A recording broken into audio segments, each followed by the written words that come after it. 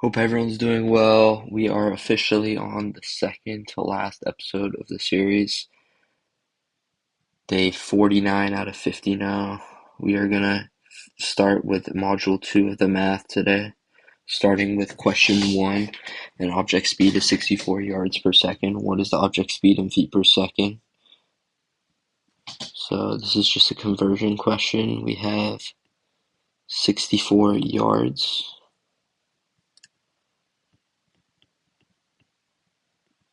every second. We're trying to get feet per second, so we know that there's 1 yard for every 3 feet.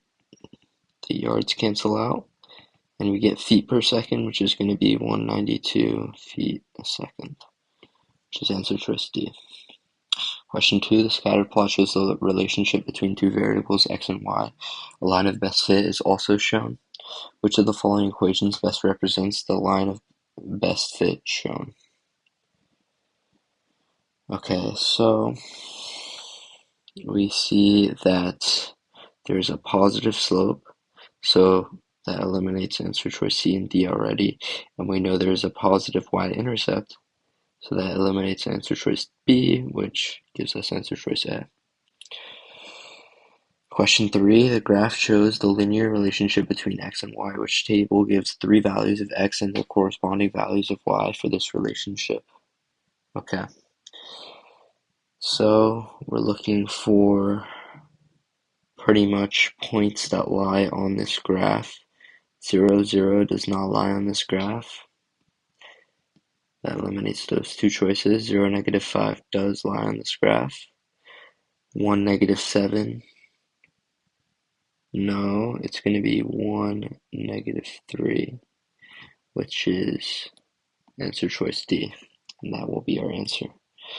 Question 4, what is the perimeter in inches of a rectangle with a length of 4 inches and a width of 9 inches for the perimeter? So that's going to be 2 times length plus 2 times width. This is equal to 2 times 4 plus 2 times 9, which is equal to 8 plus 18, 26. The given equation relates positive numbers m, n, and p. Which equation correctly gives m in terms of n and p? Okay. If we're looking for m, we're just going to divide both sides by 7, so we get 2n plus p over 7. And that's going to give us answer choice A. Question 7. The function f is defined by f of x is equal to 4x. For which value of x does f of x equal 8? Well, 8 is equal to 4x, x is equal to 2. So that's going to be your answer.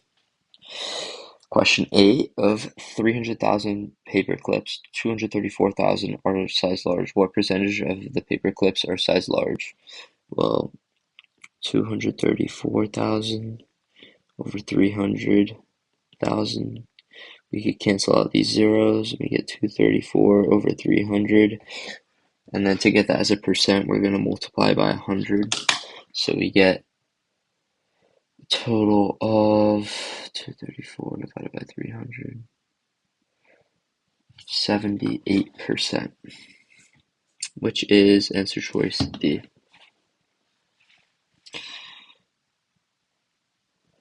Okay, now question 9.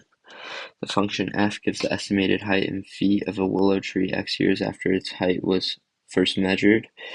Which statement is the best interpretation of 4 in this context? The tree will be measured each year for 4 years? No.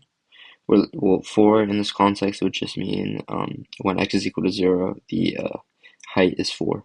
The tree is estimated to grow a maximum height of 4 inches. No. The estimated height of the tree increases by 4 feet each year. No. The estimated height of the tree was 4 feet when it was first measured. Yes. Question 10.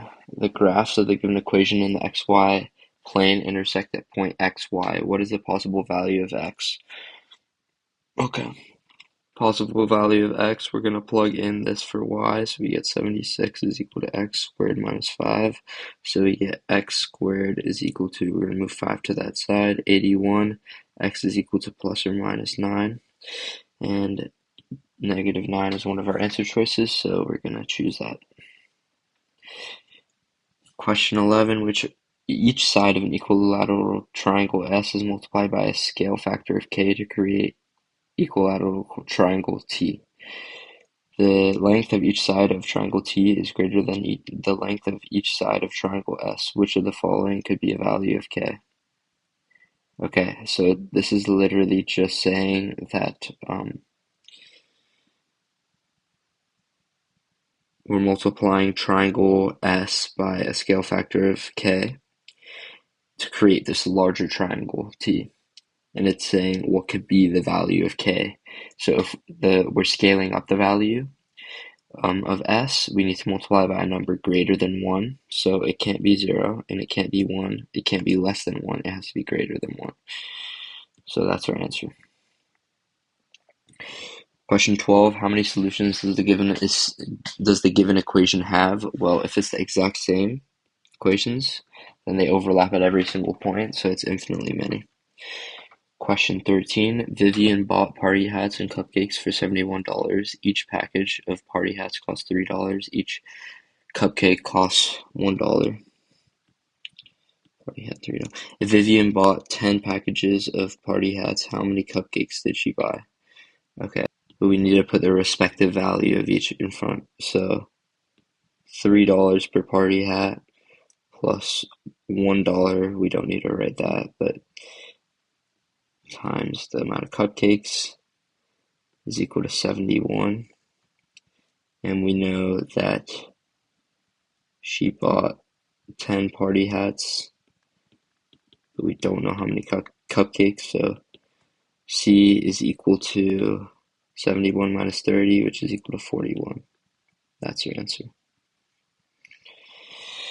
The exponential function g is defined by g of x is equal to 19 times a to the x, where a is a positive constant. If g of 3 is equal to 2,375, what is the value of g of 4? Okay, so we're going to plug in g of 3.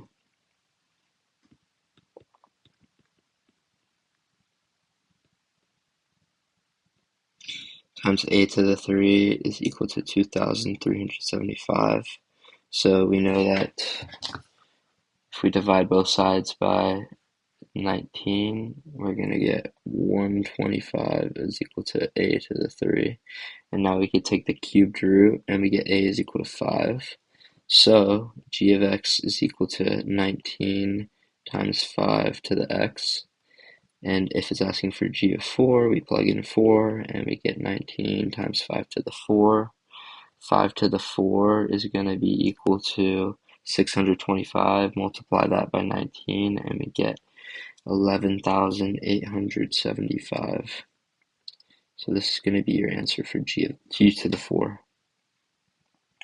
Question 15, in right triangle RST, the sum of the measures of angle R and angle S is 90 degrees. The value of sine of R is square root of 15 over 4. What is the value of cosine of S? Okay. In right triangle RST. So if we know that R and S sum up to 90, we know that T is the right angle. So T, and this can be R, this can be S. And we can now say that sine of R is square root of 15 over 4. That's going to be equal to opposite. So square root of 15 over 4 is equal to opposite over hypotenuse. So the opposite side from R is going to be here. So that's going to be square root of 15. And then the hypotenuse is obviously here, which is 4. Now we could find the cosine of S by doing adjacent over hypotenuse of S, and this is going to be equal to square root of 15 over 4. That's answer choice B. Question 16. The graph shows the relationship between the number of shares of stock from company A, X, and the number of shares of stock from company B, Y, that Simone can purchase. Which equation could represent this relationship? Okay, well, we see a negative linear relationship, so our slope should be negative, so that eliminates answer choice A. If we move 8x to the other side, it is negative, but do we have the right y-intercept? So we'll have y is equal to 480 divided by 12, which is 40, and then minus then a slope of 8 divided by 12, which is 3 over 4, or sorry, 2 over 3x.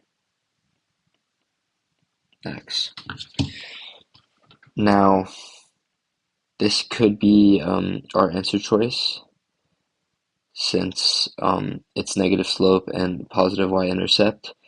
But just to make sure, we're going to eliminate our other answer choices to make sure. This answer choice down here, we have y is equal to 480 divided by 8, which will give us 60 minus, then we have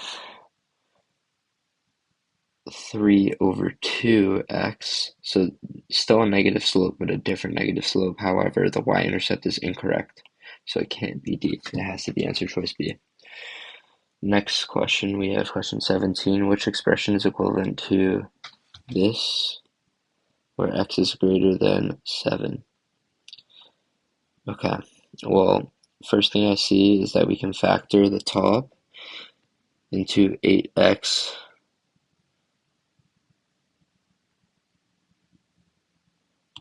Not even factor the top, sorry, factor the bottom. So we're going to have 8x, x minus 7, minus 3, x minus 7, over 2 times x minus 7. And now we can